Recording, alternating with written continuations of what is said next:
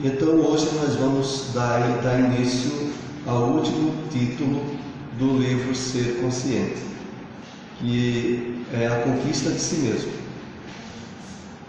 Provavelmente não deva ser concluído hoje, mas nós iremos tentar ao máximo assimilar, porque ele traduz assim o que a gente andou estudando ao longo de todos esses encontros durante esse ano. Vamos ver aqui a introdução do livro Vinha de Luz, capítulo 116. Bondade e conhecimento, pão e luz, amparo e iluminação, sentimento e consciência, são arcos divinos que integram os círculos perfeitos da caridade. Indispensável é que a caridade do cristão fiel abunde em conhecimento elevado. Muitos crentes preferem apenas dar, outros se circunscrevem simplesmente em saber. As atividades de todos os benfeitores dessa espécie são úteis, mas incompletas. Então vamos fazer aqui algumas reflexões para introduzir o nosso estudo de hoje. É muito comum nós ouvirmos popularmente as pessoas dizerem assim: falar é fácil, eu quero ver é fazer. Conhecer é fácil, eu quero ver é fazer. Mas no entendimento, e que Emmanuel aqui nos esclarece de uma forma muito profunda, é que é fundamental as duas coisas. A verdade é que as pessoas que praticam o bem de forma altruísta, elevada, que são realmente intermediários dos bons espíritos, são pessoas que já fizeram aquisições de conhecimento e de esclarecimento, se não nessa vida, em encarnações anteriores. É esse o ponto. Não há ninguém que consiga expressar virtudes elevadas sem que no alicerce, na base dessas virtudes, não esteja o conhecimento profundo das leis de Deus.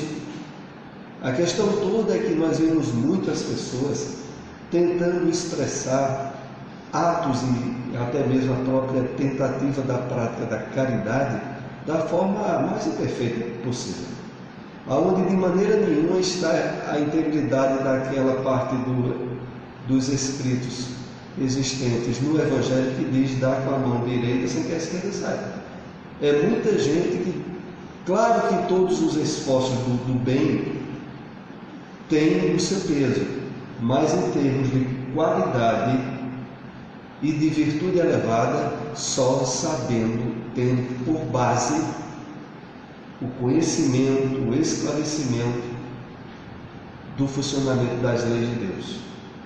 Então, é claro que há pessoas que, por exemplo, são ignorantes nessa encarnação sobre até mesmo a possibilidade de terem estudado, de terem até se alfabetizado, e podem ser pessoas de uma bondade autêntica e, sem dúvida nenhuma, nessa encarnação estiveram temporariamente obliterados na área da intelectualidade, mas já adquiriram em encarnação anterior essa base. É isso que nós aprendemos com os Espíritos. Então, nada de achar que o conhecimento não é válido, que estudar não é importante, mesmo que você agora não esteja vivenciando a prática do bem que poderia. Porque o subsídio que você tiver nessa área, se não for utilizado agora, irá ser utilizado mais adiante. Então é importante, como Emmanuel coloca, conjugar os dois, como dois arcos que formam um círculo. Bondade, como ele até coloca aqui, os círculos perfeitos da caridade, né? Como é que ele coloca aqui? Sentimento e consciência, amparo, iluminação, pão e luz, são os arcos divinos que integram os círculos perfeitos da caridade. Então aqui a gente vê os dois lados, né? Bondade, que é a prática, e conhecimento. Pão, que é um amparo material, e luz, que vem do conhecimento. Amparo, iluminação, sentimento e consciência são arcos divinos que integram os ciclos perfeitos da caridade. Então, é nesse enfoque. Boa tarde. que nós devemos observar. E no final aqui ele diz: muitos crentes preferem dar e outros se circunscrevem simplesmente a saber. As atividades de todos os benfeitores dessa espécie são úteis, mas incompletas. Inclusive, quando essa própria prática do bem não teve uma base nessa vida ou em vida anterior, em termos de conhecimento das razões espirituais da vida ou de conhecimento das leis de Deus, essas tentativas da prática do bem muito frequentemente redundam em frustração, mágoa e ressentimento, porque a pessoa fez o bem, mas esperando algum tipo de retorno, e normalmente quando esse retorno não vem, havendo a ausência do conhecimento das leis divinas, a pessoa se sente frustrada e magoada, e muitas vezes abandonando aquele esforço de prática do bem que ela teve. Então hoje nós vamos entrar nesse tema, pois não Clênia ali fazer uma interferência. Assim, no grau de evolução que nós estamos, cada um obviamente está no degrau, né? Ninguém é igual um ao outro. No próprio Evangelho se faz referência à gratidão que se deve ter aos pais. Quer dizer, a importância.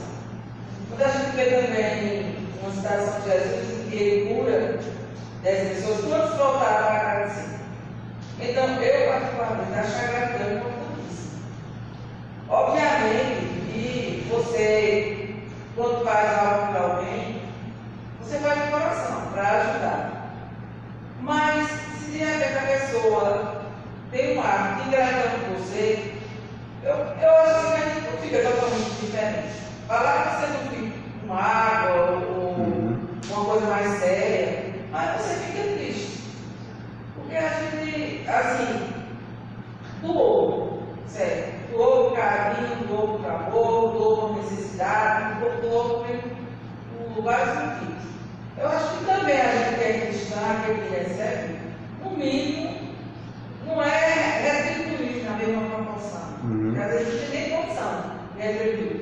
Mas pelo menos ser tão grato. Eu estou nesse grau atrasado. É por isso que hoje o tema do nosso estudo é a conquista de si mesmo, de tal modo em que a gente consiga ter uma identificação espiritual que não esteja dependendo da reciprocidade, do reconhecimento e do retorno das pessoas que convivem conosco, sobretudo os familiares, porque é onde a gente mais sente a questão da mágoa ou da ausência de reconhecimento por algo que a gente fez, e se traduz muitas vezes em perturbação para nós. Ou seja, o outro é que é desequilibrado, é que é ingrato, e eu acabo entrando na corrente vibratória dele e baixando o meu estado íntimo de paz ou de equilíbrio. É por isso que nós estamos hoje com esse tema, a conquista de si mesmo. Porque a gente tem que alcançar um nível aonde possamos ser o que a gente se identifica, sem que isso de maneira nenhuma esteja dependendo do reconhecimento, ou da atenção ou gratidão dos outros. Porque nós vivemos, como já foi dito muitas vezes aqui, um mundo de prova e expiação. Num mundo de pessoas problematizadas, que não acordaram para a vida espiritual, que têm a visão do mundo em termos imediatistas, aonde a presença do orgulho e do egoísmo preponderam. Então, quando a gente faz o bem a alguém e não está atento a que esse é o mundo que você está, aí você gera expectativas que, quando não são cumpridas, você se sente frustrado. É isso que a gente está aqui para aprender a trabalhar isso e deixar de ser tão vítima dos outros ou de nós mesmos. Porque, de certa maneira, isso também só ocorre porque a gente ainda não se habilitou a saber como lidar com isso. E é exatamente nesse enfoque que a gente vai hoje iniciar esse estudo da conquista de si mesmo. Que, aliás, a gente antecipa, é a conquista mais difícil que tem. conquistar os outros, conquistar um trabalho, conquistar uma posição social, etc., é muito mais fácil do que o trabalho da conquista de si mesmo. Porque, afinal de contas, essa conquista de si mesmo, ela abrange, vejam só, por alto, que é base do conteúdo que a gente andou trabalhando aqui durante o ano. Isso envolve o discernimento das influências espirituais negativas, encarnadas e desencarnadas, a preponderância de condicionamentos, vícios e níveis de culpa, de autoculpa e punição que a maioria de nós tem dentro de si e precisa ser resolvido. Enquanto essas situações não são resolvidas, a gente é vítima da gente mesmo. Começa por aí. E eis o problema. Mas, de certo modo, saber que isso existe e constatar, como nós já estamos constatando, já é um passo para que a gente trabalhe isso, desde que a gente queira. Porque se a gente achar melhor, e é muito mais fácil, continuar se vitimizando e se desequilibrando com os problemas no mundo de prova e expiação, é a coisa mais fácil que tem. A gente vai continuar tendo a vidinha que teve, cheia de altos e baixos, e dependendo do convívio equilibrado ou desequilibrado com as outras pessoas. É isso que a gente precisa parar. Vamos adentrar aqui ao primeiro slide de hoje. A aquisição da consciência demanda tempo e esforço humano, tornando-se o grande desafio do processo de evolução do ser. Surgem os pródromos na fase do instinto, abrindo espaço para a razão, como fenômeno natural do desenvolvimento antropopsicossociológico da criatura. Algumas palavrinhas difíceis, né? Para a gente começar a trabalhar esses livros de Joana. Mas vamos aqui aos esclarecimentos. Pródromo, que é prefácio ou prelúdio. É bom a gente entender já algumas palavrinhas que não estão comuns. Surgem as aberturas, as introduções da fase do instinto, abrindo espaço para a razão. Mas voltemos ao início, que aparentemente parece ser conflitivo, porque diz assim: a aquisição da consciência demanda tempo e esforço humano, e todos nós não temos consciência simplesmente não. A questão toda aqui é um enfoque que Joana coloca nesse livro, que é o Ser Consciente, e que nós estamos adentrando no último item, no último capítulo. Então veja, aqui é a aquisição da consciência lúcida, desperta, iluminada.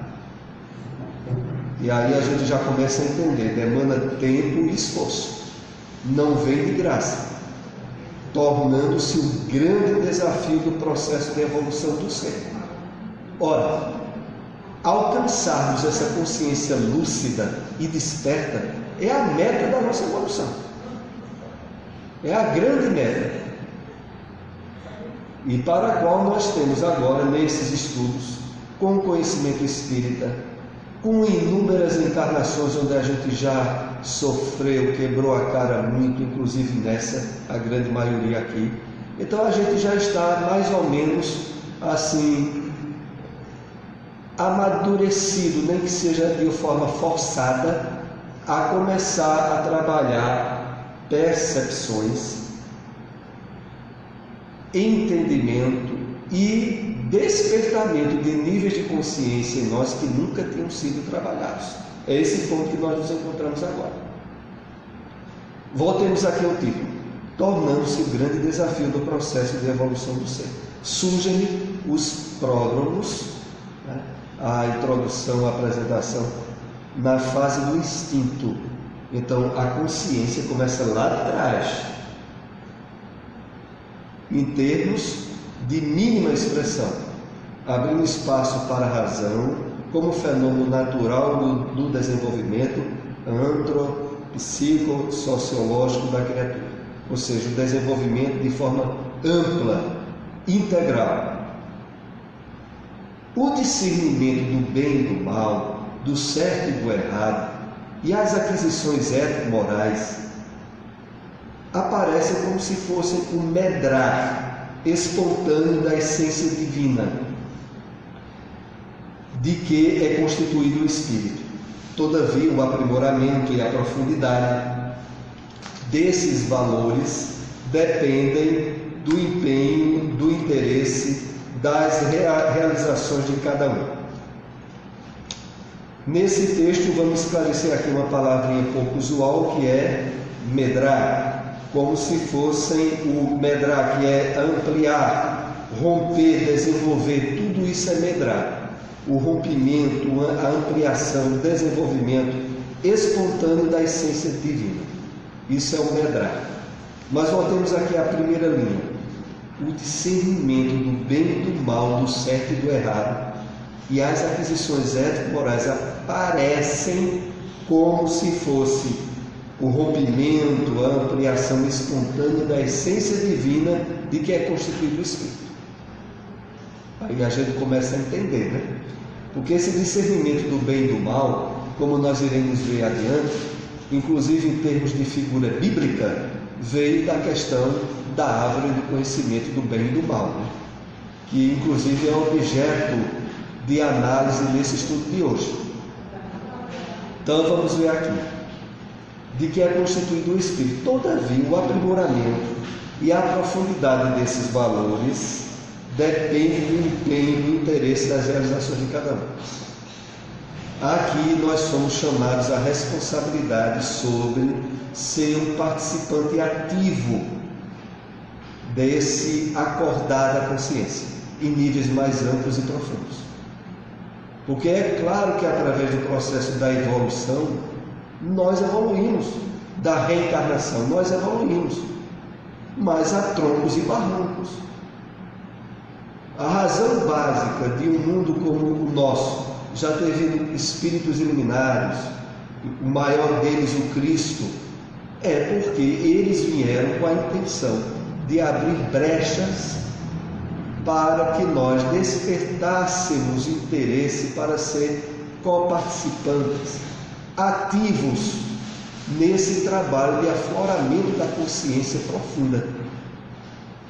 Então, não pode de maneira nenhuma o espírita, conhecedor agora da reencarnação, achar que simplesmente por deter o conhecimento da imortalidade da alma e de como funcionam as leis de Deus, ele pode ficar vivendo, como se diz popularmente, ao Deus dará, aproveitando o máximo as circunstâncias transitórias do corpo, da posição social, dos fenômenos humanos propriamente dito, e querendo evoluir como a grande massa da humanidade evoluiu. Não tem cabimento, porque olha, no esforço, a vinda de espíritos iluminares, do qual o Cristo fez o máximo de sacrifício, porque objetivava, no momento certo, em que a consciência nossa estaria de aproveitar esse empurrão, poderíamos dizer, esse impulso para o despertar da sua consciência fosse aproveitado. E agora, mais ainda, com o surgimento do cristianismo redivivo. Nós, no Espiritismo, estamos tendo um momento ímpar de acordar a consciência, de despertamento, de autoencontro, da percepção do si e de ter um nível e uma qualidade de vida psíquica, espiritual, orgânica, muito boa, dependendo muito do nosso empenho e esforço. E é por isso que aqui é colocado isso. O aprimoramento e a profundidade desses valores depende do empenho, do interesse, das realizações de cada um. Entre outras coisas, de abandonarmos os autossabotamentos, as autoaflições, os sentimentos de culpa que afloram do nosso inconsciente, que antes não havia despertado a possibilidade que agora nós temos de espiritualidade profunda. Agora nós estamos numa fase possível de máximo aproveitamento. Depende de cada um de nós. Vamos para mais um slide.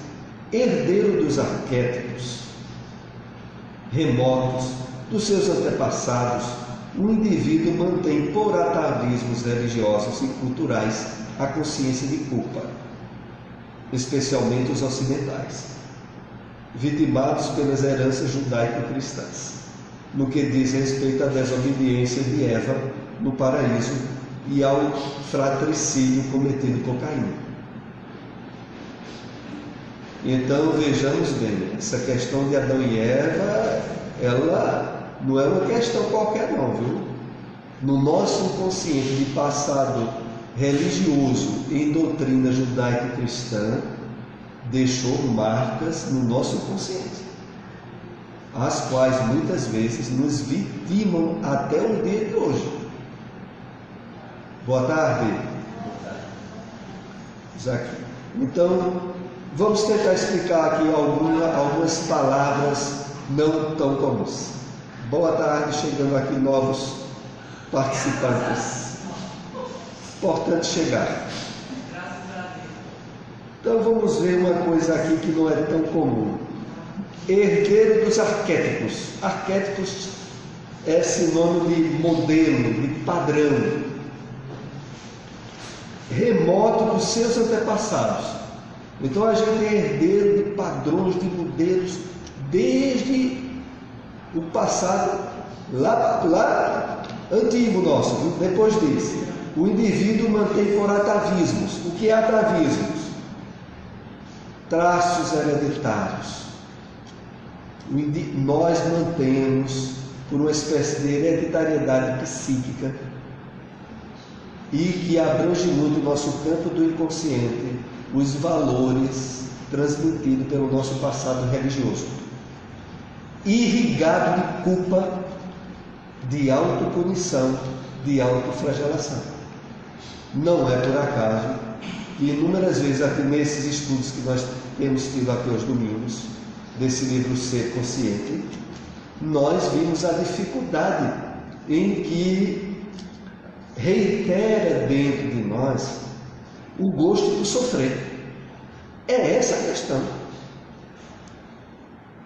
Nós achamos, olha, isso só é resolvido a título de exercício de meditação, de reflexão profunda, de despertamento perceptivo a objetivos transcendentais de vida, aquilo que a gente trabalha no Espiritismo. Que afinal de contas, o Espiritismo nos convida a ser o quê? Conscientemente espíritos imortais. Estar na Terra encarnados, mas atuando com consciência de imortalidade. Pois não, Cleide? Usa aí o microfone. Essa questão de atavismos religiosos, que são heranças adquiridas de vidas pretéritas. E até hoje em dia a gente vê, eu queria entender exatamente o mecanismo disso aí. O mecanismo isso envolve o nosso psiquismo. Quando você tem um fanatismo, ou por uma religião, ou por um político, mesmo você vendo os erros cometidos por aquela pessoa, e você faz de conta que não está vendo, você usa a mentira como verdade, não usa a sua racionalidade. E a que se deve isso? Veja só, é bem fácil entender. Veja só o que ocorre.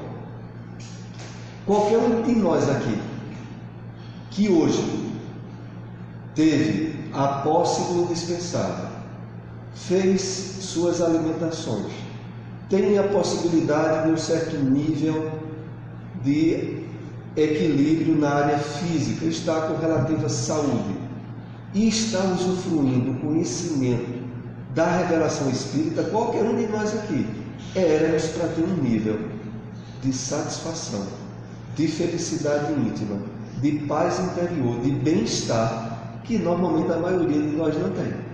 E a causa disso é o sentimento de culpa do passado nosso. No aspecto psicológico, o único motivo para o espírita consciente, que tem uma vida que nem é rico, nem é pobre, consegue se manter, tem a consciência de imortalidade, tem um esclarecimento da doutrina espírita, os níveis de sofrimento que a maioria de nós ainda fica curtindo, tem a ver com esse sentimento de culpa do nosso antepassado, do nosso inconsciente, dos arquétipos. Mas aí, no caso, por exemplo, ele tem carisma, né? E as pessoas se deixaram levar para aquele carisma. Mas eu me pergunto assim, pessoas inteligentes, intelectualmente, tinham vários livros, obviamente, e vários de evolução. Não descartava um objetivo maior dele, qual seria? Quer dizer, acatar tudo que ele diz como verdade. Aí você tem aquele caso Tintônio, né? Que teve vários adeptos que suicidaram, porque a forma que ele pregava. E aí hoje em dia você vê muitos fanatismos em cima de determinados grupos, de determinadas pessoas. Aí a minha pergunta é, se o Espiritismo, ele prima pela sua intelectualidade, pela sua racionalidade, como é que você se depara com situações dessas? E cai.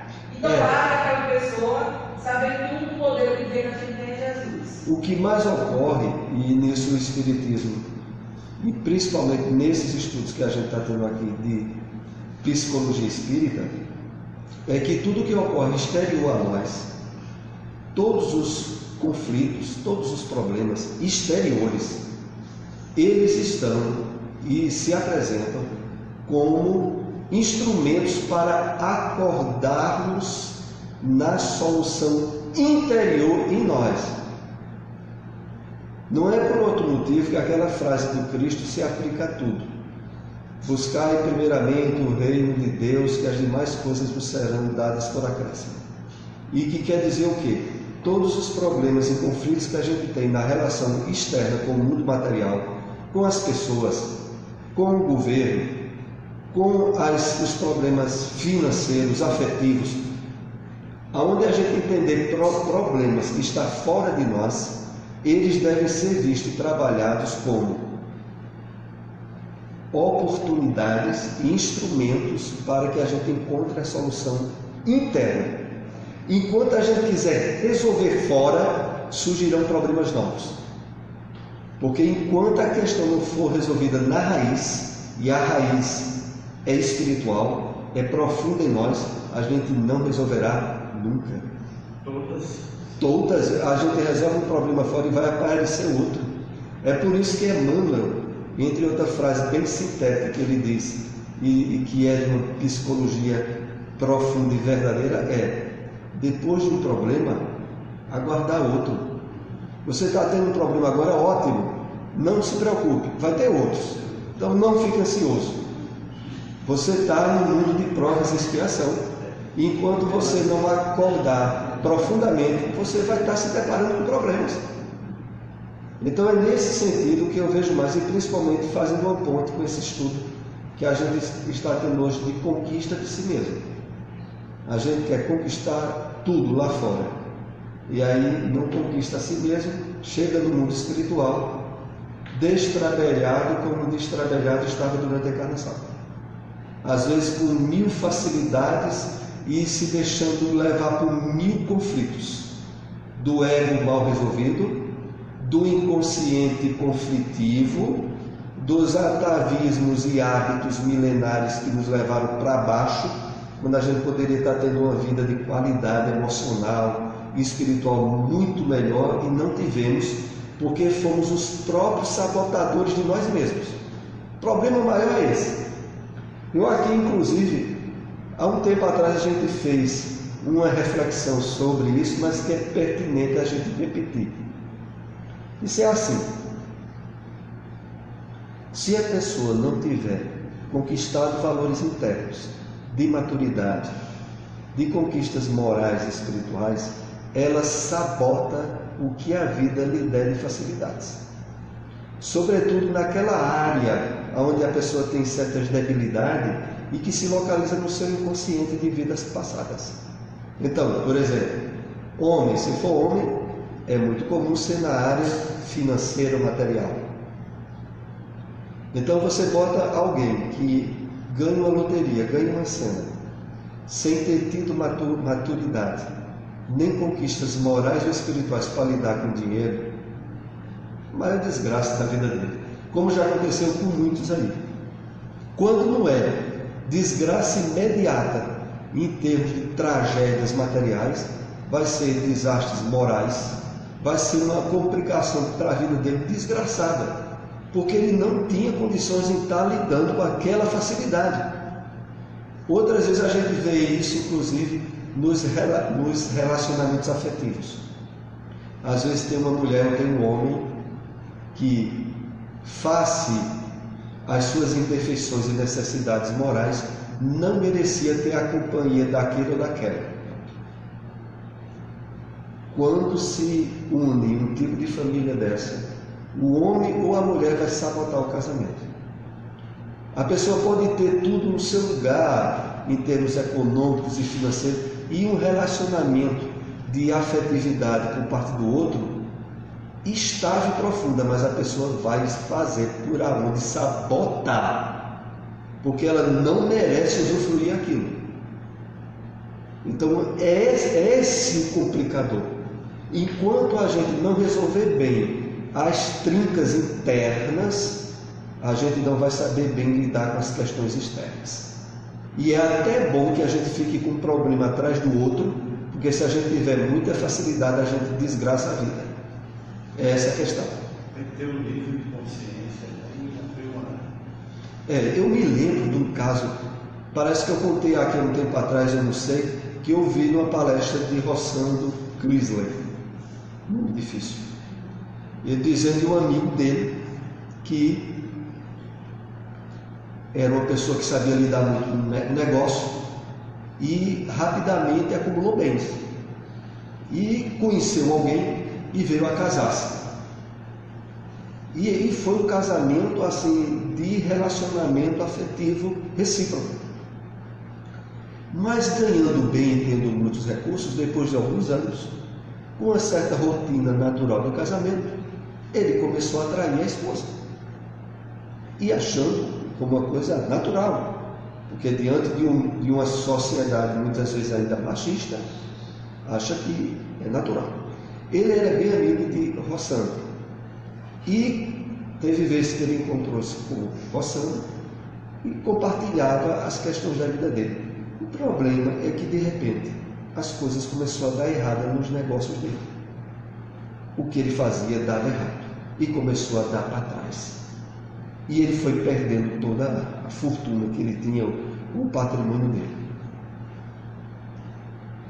E aí ele ficou mais quieto dentro de casa, porque a facilidade sexual que ele tinha fora do lar tinha muito a ver com a facilidade econômica. Aí ele ficou mais quieto. Aí ele disse a Rossando, mas Rossando, agora eu não entendo coisa que dava certo, que eu sempre estava dando tudo para trás. E aí ele disse, agora. E aí ele contou como estava essa situação dele. E Rossando disse, olha, eu acho que você deve refletir aí, né? Qual foi a causa disso? Ei, Rossando, porque você sabe? E aí Rossando disse que teve uma vez que ele chegou a querer usar passagens bíblicas para justificar o comportamento poligâmico dele. E aí Rossando disse até, olha, veja só, que você queira ter a vida íntima e sexual que você quer ter, isso é com você. Agora, não venha usar a Bíblia para querer alicerçar seu comportamento, porque aí você eu não sou criança e eu conheço muito bem a Bíblia e não é assim. Mas a questão toda é que Rossando disse que depois que eu vi isso com ele voltou a ganhar muitos bens de novo. E o patrimônio aumentou. E ele voltou a atrair a mulher de novo. e por segunda vez, e Rossano depois comentando isso, dizendo que foi a misericórdia divina de acréscimo, ele voltou a perder tudo. E agora não teve mais volta de ganhar mais nada não. E o Rossano disse, pelo que eu estou vendo, eu acho que ele vai continuar sem ganhar, porque é a misericórdia de Deus para ver se ele tem um mínimo de comportamento moral equilibrado. Porque simplesmente ele, se tivesse com facilidade material, ele se desequilibraria. Então tem muitas pessoas que é assim. Tem que estar na dificuldade em certas áreas, porque senão não vai saber lidar. É essa a questão. Voltemos aqui ao texto. Então veja, o problema todo aqui, vitimados pelas heranças judaico-cristãs, no que diz respeito à desobediência de Eva no paraíso e ao fratricídio cometido por Caim. É duas coisas, viu? Essas duas coisas estão muito dentro do nosso inconsciente. Porque o nosso passado encarnatório, e muitas vezes, foi ligado a essas histórias bíblicas. Com relação a ativismo religioso, hoje eu acho que é mais incidente, se prega mais, que tudo é pecado. Eu conheço pessoas que levam um picão por Satanás. Isso eu acho que pesa também, sobrecarrega aquela pessoa.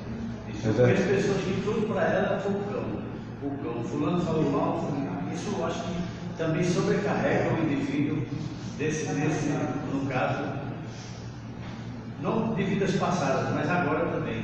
Sem dúvida. Isso também tem muito a ver com essa questão do sentimento de culpa que nós estaremos trabalhando hoje.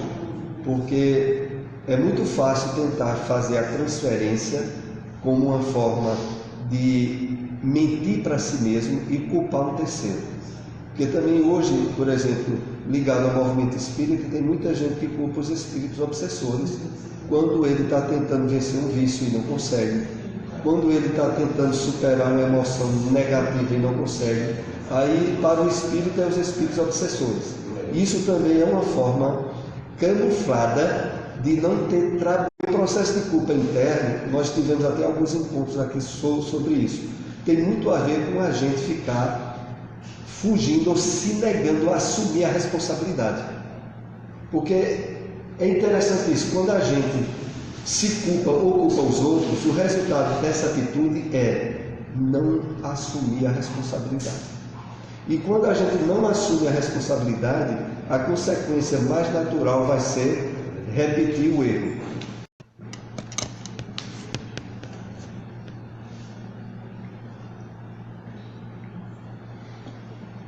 Pronto, então vejam só, é uma coisa aqui interessante de nós analisarmos. A questão desses arquétipos e desse inconsciente. Por que é que isso existe? Por que é importante se falar de que tem a ver com a questão de Adão e Eva, tem a ver com a questão de Caim ter matado Abel? Por que é que isso está incrustado no psiquismo, sobretudo de nós no Ocidente? É isso que Joana fica nos chamando a atenção aqui nesses slides. Então ela começa dizendo: a divina punição de Deus pela rebeldia da mulher e pela insensatez do homem que a seguiu no erro. Porque olha, foi ali quando houve o engano de Eva e depois o pecado de Adão, que começou a questão de jogar a culpa no outro. Porque Eva disse que foi a serpente. Adão disse que ele não era o responsável foi a mulher que Deus tinha dado a ele. Ou seja, é dessa história que nasce essa questão do nosso inconsciente. De, em vez de aprender com o erro, assumindo a responsabilidade, jogar através da questão de culpa a outro ou a outra e não assumir a responsabilidade e com isso emperrar o seu amadurecimento psicológico e espiritual. Eis a questão. Então é muito comum, infelizmente, isso acontecer devido a essa forma antiga nossa que até os dias de hoje remanescem. Então, olha, nos dias de hoje, a gente fica achando que olha, analise cada um de nós pessoalmente. Quantas vezes a gente errou em algo e utilizou de uma justificativa ou de transferir a culpa? Na verdade, é por isso que, psicologicamente se falando, teve uma vez que nós tratamos aqui disso, nunca é de boa política criticar erro de alguém. Porque verdadeiramente dentro de cada um de nós, do inconsciente, quando a gente é criticado, aflora justificativas e explicações. E como diz até o André Luiz, de uma forma muito sábia, não critique, auxilie. Está lá naquele livro Sinal Verde. É uma das indicações mais primorosas de que, se você quer ajudar alguém a não errar, fique junto dele e compartilhe com ele a forma correta de fazer. Passe para ele de uma forma sutil o que você sabe que é certo, sem afrontar o erro dele. Porque se você afrontar, ele vai se desculpar, não vai reconhecer o erro e você pode perder até um amigo. Porque, em verdade, isso está dentro do psiquismo nosso.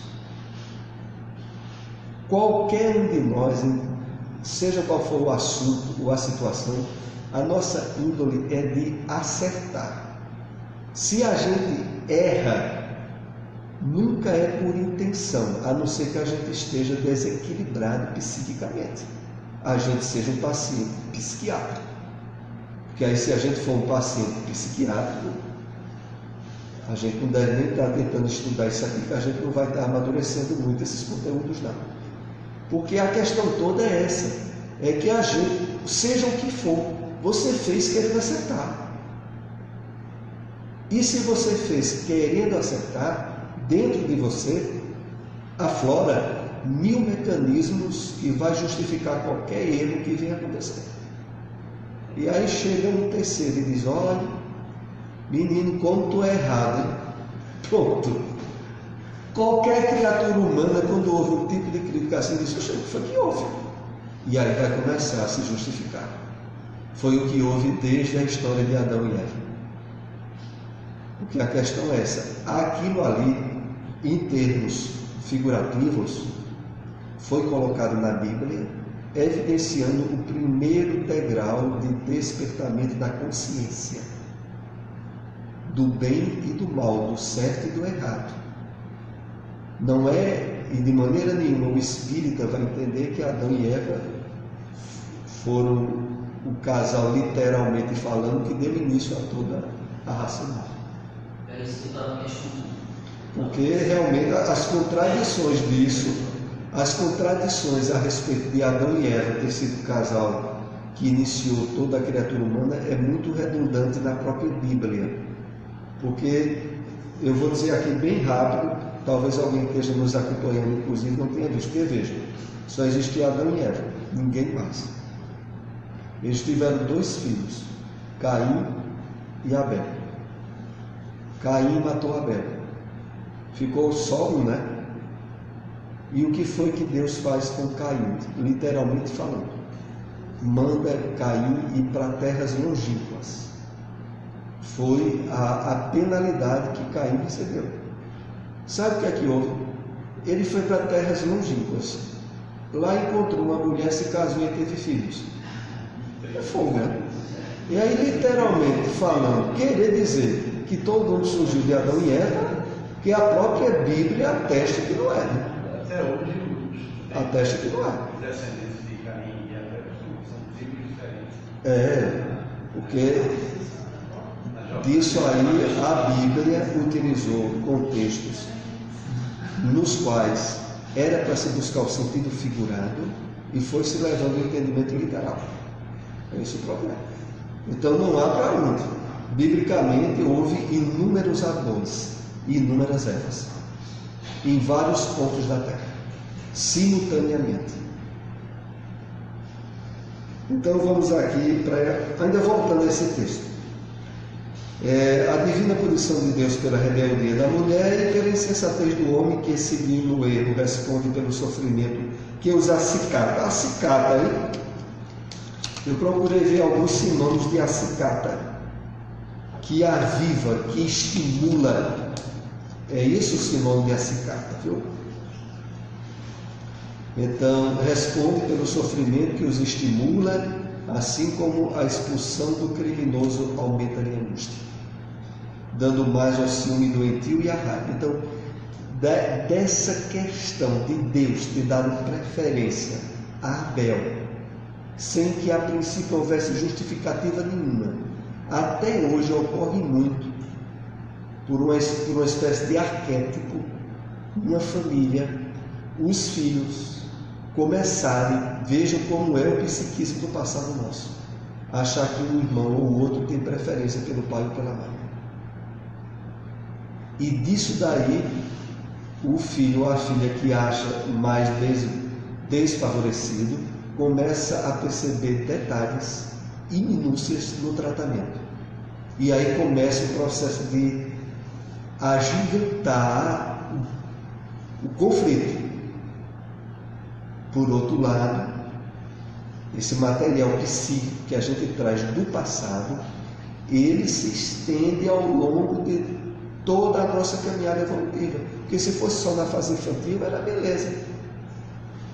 Mas a gente vai ver que isso aí vai se apresentando em outros níveis e em outras circunstâncias.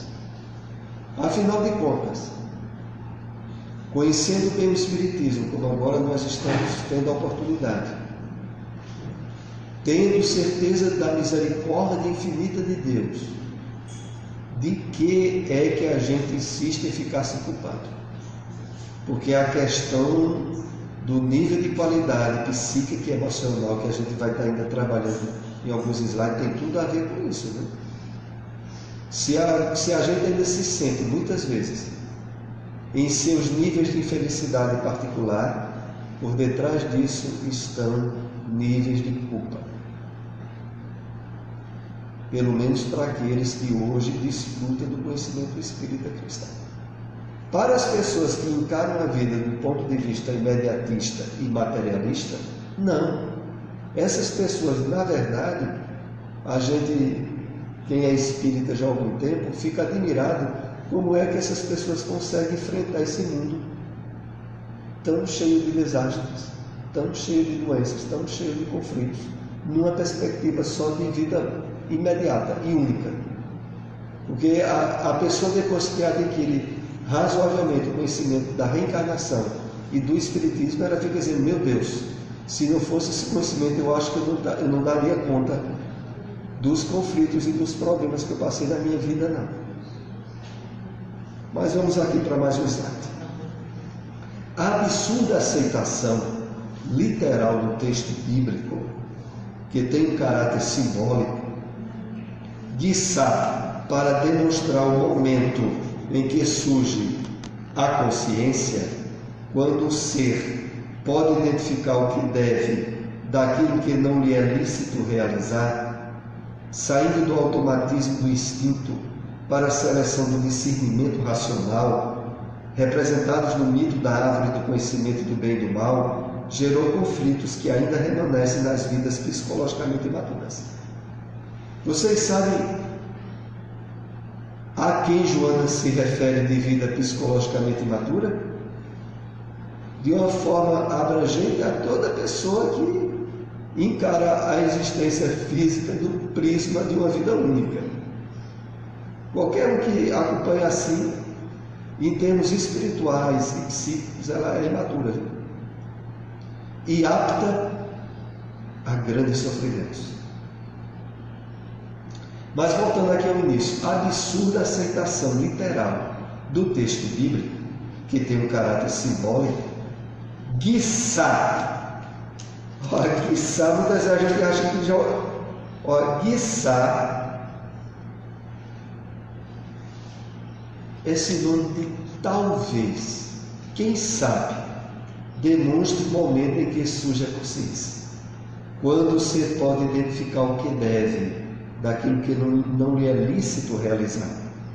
saindo do automatismo do instinto para a seleção do discernimento racional, representados no mito da árvore do conhecimento do bem e do mal. Então é preciso que, entre outras reflexões que nós venhamos a ter, já está muito bem estabelecido em nós de que a história de Adão e Eva é um mito, do qual muitas vezes nós acreditamos literalmente e achávamos que através de um processo de transferência de culpa estaríamos resolvendo os erros cometidos. Olha, errar dentro do que a gente aprende da psicologia de Joana de Ângeles é uma ação muito positiva, desde que você reconheça o erro. Agora, se você ficar responsabilizando os outros, que aliás é o mais comum, porque para você errar e reconhecer que você errou, você tem que estar amadurecido psicologicamente, espiritualmente, senão você não vai reconhecer nada. Pois não, para mim. Na questão familiar, geralmente a gente reencarna o espírito que a gente teve convivências pretéritas, com pessoas que foram inimigas nossas para a gente transformar esse sentimento negativo em sentimento positivo, né, de amor, mãe, filho. E muitas vezes, quando você desconhece a doutrina espírita, a gente observa que na família existem certas preferências, sim. Mãe que se afina mais com um determinado filho do que com outra, pai que se afina mais com um determinado filho do que com outro. Apesar que muitas vezes quando você questiona os pais, mas o senhor, vou chamar de fulano porque é de mim. Não, eu amo todos iguais. Essa história não é verdade. Né? Mas aí é uma questão de afinidade. Aqueles que se dão melhor, eles já conviveram mais no pretérito e têm esses laços mais profundos e eles se ligam mais um ao outro. É por aí. A questão toda é que, com o conhecimento espírita e com esse estudo que nós estamos tendo, é que a gente entende que através da luz da reencarnação, sem fazer ponte com o processo de culpa de Adão e Eva, as situações e circunstâncias familiares, sociais, financeiras, têm a ver com a experiência individual do espírito, como o principal causador e origem das problemáticas que ele passa. Então agora, quando numa família se percebe a preferência de um pai por um filho pelo outro, e um filho se sentir menosprezado em relação ao outro, aí nós vamos para o entendimento de que ali por trás, normalmente, estavam as questões do passado remanescente. Porque nós encontramos na família e nos laços com as pessoas que mais participam de nossa vida, as questões do passado que vem desejando solução. Só que muitas vezes essa solução é dolorosa, mas necessária. A questão maior é essa, é que, tendo agora nós esse conhecimento, nós podemos deixar de estar sendo vitimista e de assumir de que, olha, se por exemplo, eu ou qualquer um de vocês se sentiu menosprezado ou menos querido pelo pai ou pela mãe, sabe que a causa e a origem disso está dentro de nós. De algum modo nós demos campo para que isso acontecesse. Não que justificasse a atitude errada do pai e da mãe, mas a gente deu campo para que acontecesse. Consciente disso, muda tudo. Em vez de a gente ficar culpando o pai ou a mãe, a gente fica procurando se auto-encontrar, autodescobrir-se, que é o objetivo maior desse estudo que nós estamos tendo aqui hoje. A questão maior, que inclusive se torna até redundante, é que a partir de agora, na medida que a gente trabalha a conquista de si mesmo, entre outras coisas, a gente deixa de culpar pessoas, circunstâncias, né, e experiências da vida como causadoras do sofrimento nosso. e a gente passa a assumir a responsabilidade da perspectiva nossa ao encarar aquilo que aconteceu fora. Então, e não é por outra razão, que a gente sabe até pelas experiências pessoais retratadas na sociedade, tem pessoas que são tratadas muito mal, sofrem muito durante toda a infância com a educação do pai ou da mãe, mas espiritualmente trabalharam aquilo como estímulo para serem pessoas melhores, crescerem em termos de equilíbrio emocional melhor. Mas tem outros que trabalharam o nível da revolta, mas ali é opção pessoal. Não foi o problema em si o definidor. O definidor foi a atitude do espírito perante o problema. Essa atitude é que para nós agora que estamos trabalhando a autoconquista, deve se tornar algo espontâneo. Deve haver um processo de mudança interna em nós, onde quando as coisas de fora nos atingirem, a gente tenha um eixo, um ponto de equilíbrio diferente do que tínhamos antes, de não estar culpando os outros nem circunstâncias pelo que a gente sente, mas assumindo os nossos sentimentos como escolhas pessoais, e que quando a gente quiser pode mudar. A gente não depende dos outros para a gente mudar a posição nossa. Vamos para mais um slide aqui. Igualmente, a arbitrária eleição celeste de um por outro irmão, ambos gerados em circunstâncias iguais, teria que despertar ressentimentos contraditórios de ciúme e de raiva, no rejeitado que levariam inevitavelmente ao hediondo fratricídio. Porque essa história é bíblica, quando a gente tem condições de analisar sem preconceito, sem envolvimento religioso, literal da Bíblia, é educativa. Mas quando não é analisada assim, cá entre nós, é uma história absurda de conflitos absurdos. Porque, vejam só, entre outras coisas, fazendo aqui uma rápida esclarecimento sobre isso, veja só.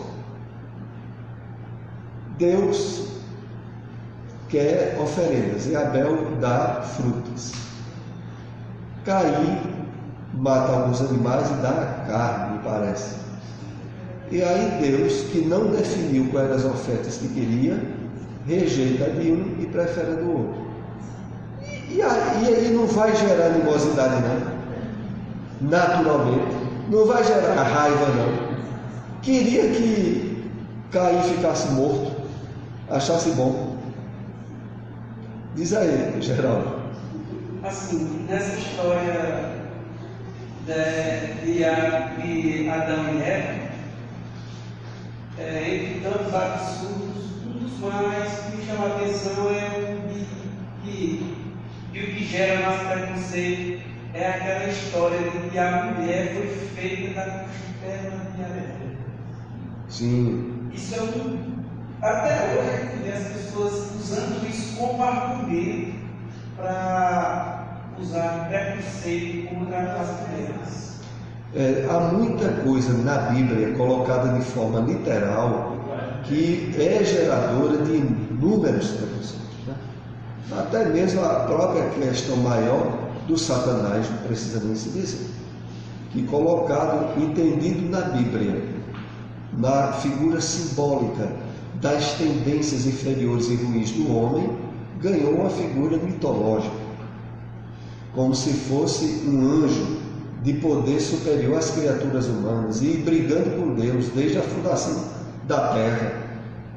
Então é muita coisa na Bíblia que ainda hoje é tomada de forma literal e gera conflitos absurdos, né? O problema é que Deus vai ganhar com Satanás e muito trabalho. E a questão é que a quantidade de salvos, segundo a Bíblia, em relação aos perdidos, Satanás ganhou de 10 a 0, no mínimo, porque pela quantidade literal de salvos, num planeta que já tem 7 bilhões de habitantes, imagine, de 7 bilhões, no livro Apocalipse só vai sobrar 144 mil. Ou seja, acho que é 1/3 da população de Caruaru, né? Pronto, o resto da humanidade perdeu. Bom, voltando aqui a esse slide. Igualmente, a arbitrária eleição celeste de um por outro irmão, ambos gerados em circunstâncias iguais. Por que é que Deus preferiu mais um do que o outro? Literalmente, quem lê a Bíblia literalmente, eu não tenho dúvida que fica se questionando. Mas por que foi que ele quis? E aí sabe qual é o resultado? Que as pessoas que levam a Bíblia como um livro sagrado, que não pode nem deve ser interpretado, a pessoa raciocina assim. Mas está escrito. Eu não tenho que estar me questionando nada. Está aqui, então foi desse jeito. E em cima disso trabalha. Um pastor, certa vez, disse a mim que era porque Deus havia visto no coração de Abel que ele era bom. E ele tinha visto no coração de Caim que ele era mau. Por essa razão ele preferiu. Certo. Então ele já vendo que era mal de Caim, em vez de tentar melhorar, tomou uma atitude para piorar. Preferência maravilhosa. Sim, Mas gente. outra coisa, por que ele disse que foi Deus que escreveu a Bíblia? Sim. Está escrito isso. Então significa o seguinte, um exemplo, se eu vou escrever alguma coisa, eu vou escrever ali no papel as minhas opiniões, o que eu acho. E como o homem, em geral, adora uma desgraça, o que acontece? Não ia ter sentido, ninguém ia ter vontade de ler a Bíblia, não só isso, não tem nenhuma coisa assim que vai mexer, vai balançar. Tinha que ter umas desgracinhas no meio. Tem tanta gente que na obra, eu não sei a hora qual é, amanhecer, na hora da justa, está ali sintonizado, porque ele quer aquela necessidade. Por que eu vou ler uma coisa? Ah, meu Deus, é um negócio tão sem graça, tem que ter alguma encrenca, tem que ter uma desavença, não tem graça. E Deus jamais, como pai, mesmo que, como foi falado ali, que tem a preferência, não é preferência, é a sintonia. E pode não ser com o seu filho como um amigo seu, você tem vários amigos, mas existe um ou outro que você encaixa melhor, os pensamentos são iguais.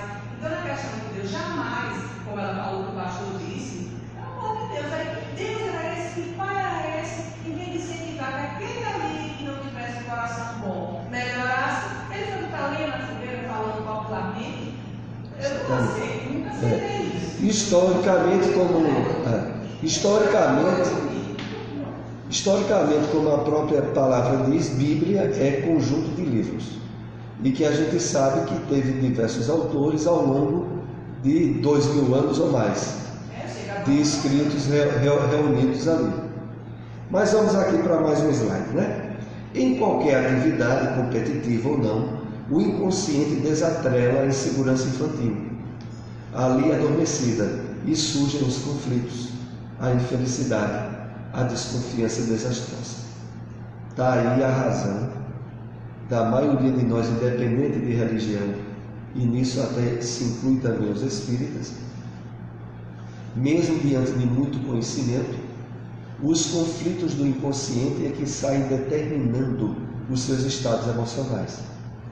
E aí isso faz com que, mesmo sabendo do mundo espiritual, da reencarnação, mas isso como entrando apenas como fatores de lógica de raciocínio, enquanto que o inconsciente tem valores de emoção, de raciocínio e de condicionamentos. Vê de que é feito o inconsciente. E é o que faz com que muitas pessoas, de repente, tomem atitude que nunca tomariam se tivessem pensado um pouco a respeito. De onde emergiu a energia do inconsciente e fez ela agir de uma forma absurda. O problema maior, e aqui é bem claro para que a gente entenda bem, é porque, enquanto que, por exemplo, o conhecimento espírita, ele abrange o campo nosso mental da aquisição do conhecimento, o inconsciente tem conhecimento, emoção, sentimento e condicionamento. É muita coisa. E quando olha, quem encara a vida apenas pelo prisma material é uma vítima a todo momento do seu inconsciente não resolvido, a todo momento. Quem está trabalhando valores morais e espirituais está começando a canalizar, perceber, discernir e tentar usar um nível de raciocínio antes de tomar uma iniciativa, mas que mesmo assim, inúmeras vezes, ainda é vítima do inconsciente. Só o trabalho que esse aqui tem sido sugerido a nós durante esses estudos, da prática da meditação, da reflexão, é que através de uma nova postura mental, aonde a gente começa a perceber mais os níveis, não só de influências espirituais, como de atitudes que a gente não está mais de acordo em tomar e percebe energias aflorar em nós para tomar e a gente agora tem outra conduta, é que isso vai sendo trabalhado. A conquista de si mesmo, que é esse tema de hoje, é o máximo degrau da nossa conquista evolutiva. Não é fácil, claro, mas exige que a gente tenha vontade e queira. Porque aí tem muita gente que não quer não. E a gente mesmo, se não tiver um trabalho de percepção das armadilhas do ego, que a gente já andou estudando aqui, de perceber que dentro da gente há muitos espíritos, interferências espirituais que sabotam os nossos estados de paz e de felicidade, a gente precisa estar atento a isso. Então, em qualquer atividade competitiva ou não, o inconsciente desatrela a insegurança infantil.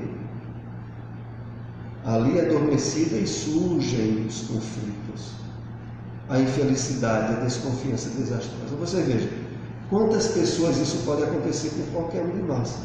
Em qualquer meio. Olha, a pessoa está assim, por exemplo, no mercado, ou está em casa, no trabalho, em algum lugar, e quando olha, começa a ter uma sensação ruim.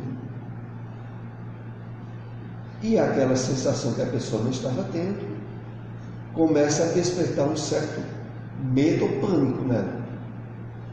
A pessoa está ali, não todas as vezes, mas não poucas vezes, sendo vítima de interferências espirituais. Não precisa ser médio ostensivo, não. E quando olha, se a pessoa não raciocinar, e que o que é isso? Eu não estou me sentindo assim.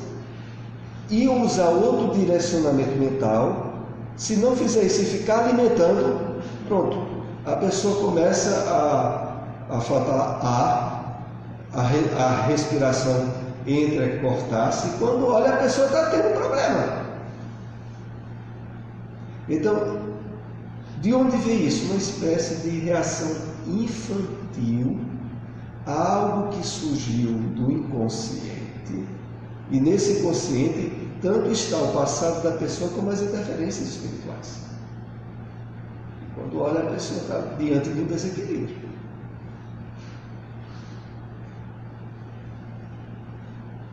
Graças, porém, à reencarnação, o progresso do ser é imperioso, inevitável, e os mecanismos da evolução se expressam trabalhando e promovendo a níveis e patamares cada vez mais elevados, até quando o ser, liberto dos conflitos, conquista os sentimentos que canalizará na direção de novas metas, que alcança realizando-se, planificando-se. Vamos entender aqui ainda essa questão. Veja, graças, porém, à reencarnação, o progresso do ser imperioso não deixa de ser inevitável. Os mecanismos da evolução se expressam, trabalhando e promovendo a níveis e patamares cada vez mais elevados, até quando o ser liberto dos conflitos conquista os sentimentos que canalizará na direção de novas metas. É esse ponto onde se estabelecem novos patamares, novas bases de percepção da vida, que nós estamos convidados veementemente pela revelação espírita para ter consciência disso. Porque o problema maior que a gente ainda tem, e eu digo isso a vocês dizendo a mim mesmo, é trabalhar o nível de consciência profunda disso. Porque se não é feito esse trabalho, o inconsciente nosso derruba e vai derrubar a pessoa na área de maior fragilidade dela. Conquista os sentimentos que canalizará na direção de novas metas que alcança realizando-se e planificando-se. Vamos ver a continuação disso. Senhor do discernimento, o homem descobre que colhe de acordo com o que semeia, e que tudo quanto lhe acontece procede não tendo caráter castrador ou punitivo, sente-se emulado a gerar novos futuros efeitos, agindo com consciência e produzindo com equidade. É claro que tudo isso dentro de uma consciência espírita de imortalidade, porque dentro de uma consciência de imediatismo e materialidade, nada disso é possível. Porque analisemos bem, Senhor do discernimento, o homem descobre que colhe de acordo com o que semeia. Quem é que discerne assim? É quem está se espiritualizando. Porque nos conflitos da realidade do mundo material, que todo mundo vive se alimentando psiquicamente, magneticamente, é assim. A vida premia os espertos. E é bom utilizar bons modos e etiqueta de sociedade na frente dos outros. Mas se os outros não estiverem percebendo, a gente pode usar de qualquer meios e artifícios para conseguir valores e bens da forma mais rápida possível. Isso está por trás do mundo materialista. Manter as aparências e conquistar sorrateiramente tudo aquilo que não possa ser visto ou percebido pelos outros. Olha, é essa a realidade do mundo materialista. Agora nós estamos dentro de outra realidade. O espírita consciencioso, ele sabe que não é assim. De que invariavelmente, se agora ele não está colhendo o resultado de um plantio bom que ele faz, indubitavelmente ele vai colher mais adiante. Que se agora as pessoas que se aproveitam e prejudicam os outros estão muito bem de vida, isso é temporário. E elas merecem ser alvo de prece, porque vão sofrer todas as consequências do que tiverem feito de errado. Esse é o patamar do espírito, que leva, como o texto diz, emulado a gerar novos futuros efeitos, agindo com consciência e produzindo equidade. Então, a beleza de tudo isso é que nós podemos e devemos praticar o bem, agir da forma correta e equilibrada, sem dúvida nenhuma de ser a atitude correta e definida de fazer. Enquanto que aí fora, quem não tem o conhecimento espiritual da vida, quando age bem, fica lá dentro dele, sabe o que? Algo dizendo, tu está sendo besta. Enquanto que tu está ajudando os outros, tem outros querendo te prejudicar. Dificilmente as pessoas que não têm uma perspectiva espiritual da vida conseguem ser instrumento do bem, da caridade, do amor ao próximo, sem se sentir conflitados. Agora, o espírita não pode nem deve se sentir. O espírita, quando se envolve numa atividade de renovação, de promoção, de estimular a prática do bem, ele deve fazer de todo o coração, pelo conhecimento espiritual da vida que ele tem. Mas aí a gente precisa compartilhar. Quando surgem os conflitos, eles vêm do nosso inconsciente e precisam ser resolvidos. Porque não faz sentido você saber o que é certo, conhecer o funcionamento do mecanismo das leis de Deus e ficar agindo de forma conflitiva. Não faz sentido. Vamos para mais um slide. Pois não. Ainda quer interviar. Vamos. pessoa assim que pratica, vai muito contra a lei de Deus, pratica muitos erros, e tem um papel de destaque, e é uma coisa que vai afetar a sociedade. Então, em pessoas, está emanando pensamentos negativos naquela pessoa, né? De tudo que é forma. Então, ela, para absorver aquilo, ela está na porta, né? Então, tem que fazer ruim, se deseja para ela.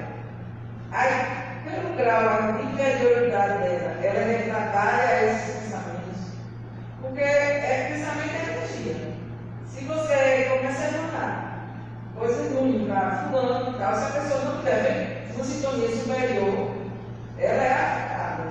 Aí como é que essas pessoas se saem dessa situação? A doutrina espírita ela deixa para nós os instrumentos ideais para paulatinamente resolvermos isso, né? O primeiro dele, e que mesmo a gente ouvindo muitas vezes não dá o valor adequado, é o quê? Tanto antes de dormir ou quando a gente acorda, o discernimento das atividades do campo material através da prece, da sintonia com espíritos do bem, de estabelecer conexões magnéticas que seja o primeiro passo do dia que está se iniciando. A gente está dentro de um mundo de provas e expiações, e está no mundo materialista, como você citou bem, envolvido no magnetismo perturbador da maioria das pessoas. E a gente, consciente disso, quer viver como todo mundo vive. Aí fica tendo altos e baixos e quebrando a cara a todo instante. Então, é claro que todos nós que já adquirimos certo discernimento espiritual, temos a obrigação de quê? Nutrir-se diariamente de mensagens, de discernimento, de meditação, de prece, que fortaleça os valores transcendentais em nós. Diariamente isso ser trabalhado e refeito. A gente está, como você citou bem, dentro de um magnetismo predominantemente perturbador na Terra, em todas as áreas. Porque é assim, que está atualmente no clímax que nós temos no nosso planeta, é perturbações gigantes na área do dinheiro, do poder e do sexo. E às vezes os três juntos. Porque tem muita gente que está desequilibrada com as três coisas ao mesmo tempo. E o que é que ocorre? Há uma interação nos veículos de comunicação em massa, da internet, promovendo esse desequilíbrio. E aí você quer manter um nível de paz e harmonia íntima, sem fortalecer-se diariamente, não vai conseguir. Não vai conseguir. Agora imagine que, fora isso, nós temos todo um passado desastroso. Porque qualquer um de nós espírita já pintou e bordou até a encarnação atual, né? Porque espera-se que nessa, como espírita, a gente pelo menos esteja acertando mais o passo. Apesar de que a gente sabe que tem muito espírita atrapalhado, como qualquer pessoa de qualquer religião. Então tem muitas pessoas até trabalhadoras mesmo, e isso não é para nos causar nenhuma grande surpresa, que sintoniza com esses desequilíbrios que estão aí no mundo materialista de forma implícita e às vezes explícita. E aí vive perturbado. Então o caminho é esse aí, Cleber. Vamos ver aqui o último slide para a gente interromper o nosso estudo, e esse tema nós concluiremos de hoje a 8. Esse tema que é o último do livro O Ser Consciente. Tal conduta proporciona-lhe a alegria que provém da tranquilidade, da realização, considerando que sempre é tempo de reparar. E postergação é prejuízo para a economia da sua planificação. Essa tal conduta, voltando ao slide anterior, é a conduta de se sentir emulado, estimulado a gerar novos futuros efeitos, agindo com consciência, produzindo equidade, essa consciência, tal conduta proporciona-lhe a alegria que provém da tranquilidade e da realização, considerando que é sempre tempo de reparar, e postergação lhe é prejuízo. Postergação é adiamento, é prejuízo para a economia da sua planificação. A questão toda é essa. Hoje, no dia de hoje, nós somos chamados a aproveitar o máximo as oportunidades que as horas do dia nos trouxeram. Aproveitar em termos de percepção da vida como espírito imortal, de que nós estamos temporariamente no corpo físico, mas que a nossa essência é imortal, que somos portadores do conhecimento da vida transcendente, de que através da oportunidade renovada em cada dia e em cada noite, nós podemos estar trabalhando níveis de sintonia, de discernimento espirituais elevados, dependendo da nossa vontade. Se durante o dia ou durante a noite a gente fica repetindo hábitos, práticas, mantendo um nível de vida medíocre, ficará difícil da espiritualidade, da sintonia com os espíritos elevados e sendo trabalhada. É preciso que a gente, a espiritualidade diz muito a nós espíritas, é preciso que a gente fique, estabeleça um compromisso de renovação profunda na experiência encarnatória que estamos tendo agora. Não há dúvida, encarnação com as possibilidades que nós estamos tendo hoje e na vida presente, nunca a gente teve. O aproveitamento máximo dessa oportunidade é trabalho que cabe a cada um de nós. E vamos encerrar os comentários dessa conquista de si mesmo de hoje. O próximo encontro será novamente às 4 horas da tarde, que é o próximo domingo, que antecede o outro domingo, que já será carnaval. Aí nós não iremos ter estudo de hoje a 15, né? Mas de hoje a 8 nós iremos ter estudo 4 horas da tarde. Será que Alguns dias. Outro estarei aqui. Depois desse livro, qual é a gente vai estudar? O próximo livro será O Homem Integral, que é o segundo livro da série psicológica de João Viegas. Então será O Homem Integral. O homem integral se refere, Joana, ao ser transcendental, aquele que trabalha a sua consciência em termos de perspectiva, espírito encarnado e espírito transcendente à vestimenta temporária que está usando.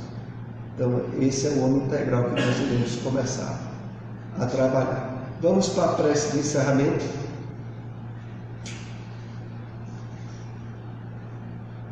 Vou pedir ali a nossa irmã Clécia, que nem sempre está aqui aos domingos, para ser a intermediária da prece para nós. Senhor Jesus,